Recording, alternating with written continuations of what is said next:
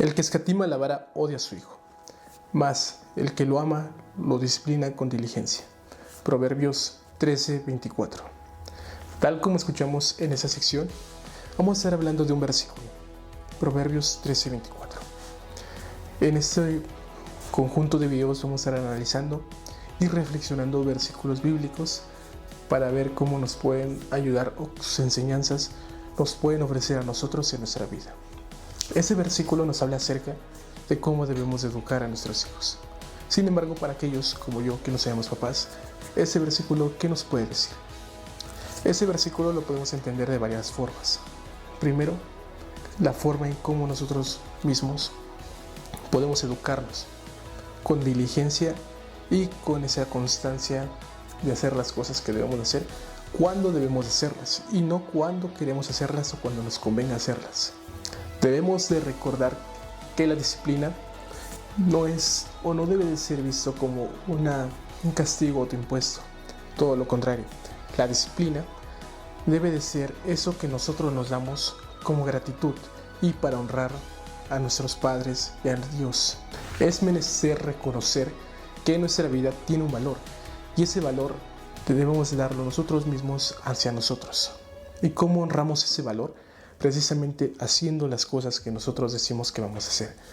Es, por ejemplo, si yo dijera, hoy voy a hacer 3 videos, pero solamente hago uno.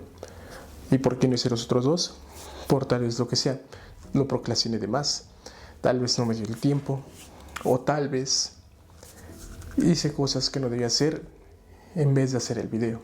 Debemos de entender que nosotros somos los únicos responsables de nuestro futuro y de nuestro presente. La situación en la que nosotros estamos actualmente es por las acciones que realizamos en el pasado. Y la situación en la que nos encontremos es responsabilidad de nosotros y de las acciones que vamos haciendo a lo largo del tiempo. Y así como un padre disciplina a sus hijos, dándoles un buen carácter, una buena disciplina y un buen confort, nosotros debemos hacer lo mismo por nosotros. Para esto vamos a decir una serie de puntos imprescindibles para hablar acerca de lo que debemos de hacer para honrar tanto a Dios como a nuestros padres y a nosotros mismos. El primer punto es: la disciplina nace del amor propio y del amor a Dios.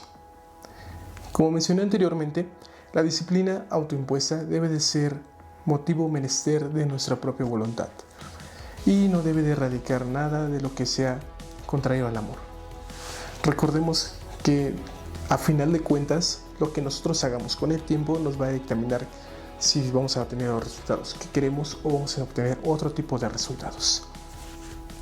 La disciplina autoimpuesta es una brújula que nos guía hacia los objetivos que queremos. Por el contrario, la disciplina no debe de ser vista desde un punto donde nosotros nos odiemos, sino más bien desde el punto de amor propio para crecer. Y así seamos más de lo que somos ahora mismo. Cada persona que humildemente dice, yo estoy mal en esa situación, tiene la capacidad para crecer. ¿Y de qué sentido? Primero, creciendo viendo sus errores, identificando en qué está mal y corregirlo. No solamente se trata de decir, ok, yo estoy haciendo esto mal. Se trata de decir, estoy haciendo esto mal y por ende yo voy a corregirlo de esta forma.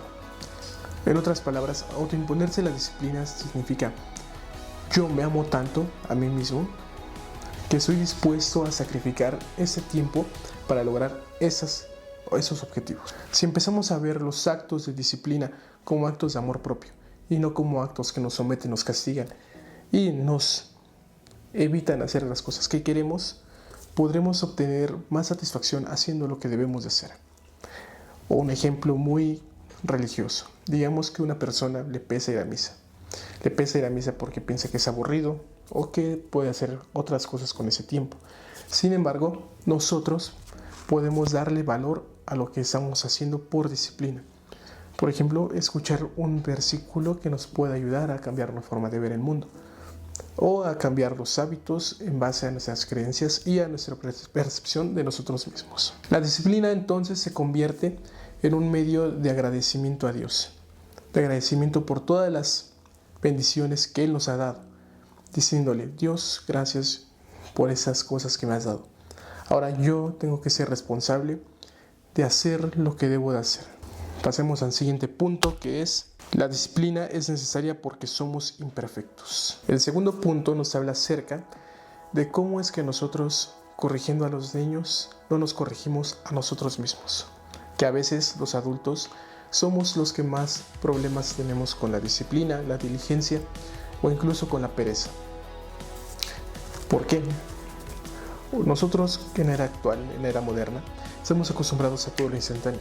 Es por eso que lo que nos funciona una gratificación a largo plazo no es tan difícil, porque no vemos lo que a corto plazo, solo vemos a lo que a corto plazo nos beneficia. Sin embargo, a lo que a largo plazo nos beneficia casi nunca vemos.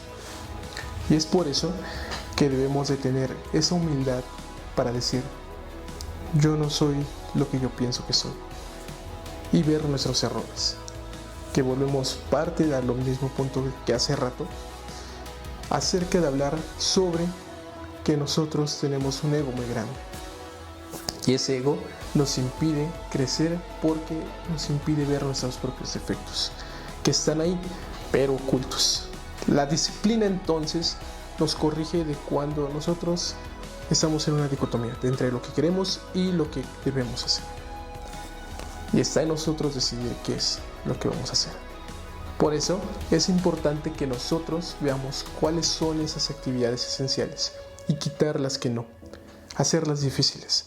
Tal y como lo dice en el libro de Hábitos Atómicos, nosotros debemos de hacer que las cosas que son malas para nosotros, hacerlas difíciles de ejecutar, y por el contrario, las cosas que son fáciles de hacer, hacerlas más fáciles de ejecutar. Por ejemplo, si a mí me pesa leer, poner, por ejemplo, mi libro en mi escritorio. O por ejemplo, si yo no quiero ver tanto mi celular, ponerlo en otro cuarto o en otra habitación. Pasamos al siguiente punto. La diligencia es constancia, no perfección. Salomón habla acerca de la disciplina y la diligencia. Sin embargo, esto no viene sin paciencia. Nosotros debemos de ser pacientes con lo que queremos. Tal como dice un dicho, Roma se construyó en 3 días, o por algo así. Nosotros no podemos esperar grandes cambios en poco tiempo. Y eso va relacionado otra vez a lo que hablamos hace un momento.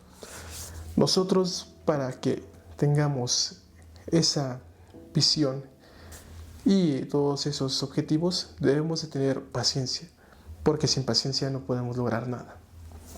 Una vez que nosotros nos enfoquemos en ese único objetivo que nos va a dar todos los resultados, recordemos la ley de Pareto, el 20% de las actividades nos dan el 80% de los resultados. Cuando identifiquemos ese 20%, podremos ejecutarlo y hacerlo. ¿Pero a qué se refiere? Un ejemplo, en el estudio. En el estudio hay muchas formas de estudio. El aprendizaje activo, la repetición espaciada y el time blocking son de los principales que en mi caso yo recomiendo para que ustedes pongan a estudiarse. Hay muchos videos acerca de esto, pero tal vez pronto haga uno. Y como yo lo aplico en mi caso, en mi carrera. Continuemos con el siguiente punto, que es: la disciplina previene la destrucción interior. Una vida sin disciplina nos lleva a la perdición. Los hábitos malos, las pequeñas acciones que en un pequeño instante parecen no tener ninguna importancia, se van acumulando como una bola de nieve, que a largo plazo no es viable. Cuando nosotros nos proponemos un objetivo, como mencionamos antes, ya sabemos qué es lo que nos va a guiar a ese objetivo y qué es lo que no nos va a guiar a ese objetivo. Y tal como lo mencionaba en un video anterior, acerca de cómo es que nosotros hacemos las cosas, por qué las hacemos, hablé sobre lo que hablaba Erich Fromm, acerca de que el objetivo del hombre es llegar a ser lo máximo en sus posibilidades.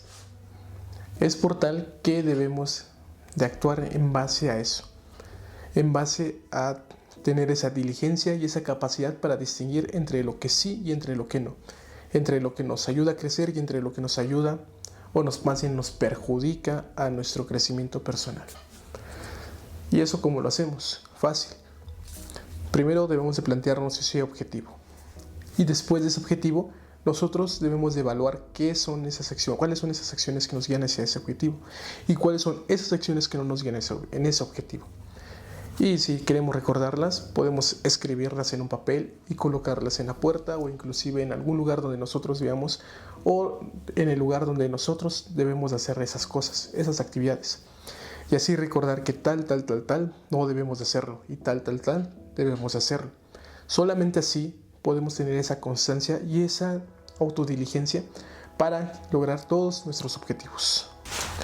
Y eso porque es importante, porque la autodisciplina nos ayuda a liberarnos de nuestros impulsos más carnales.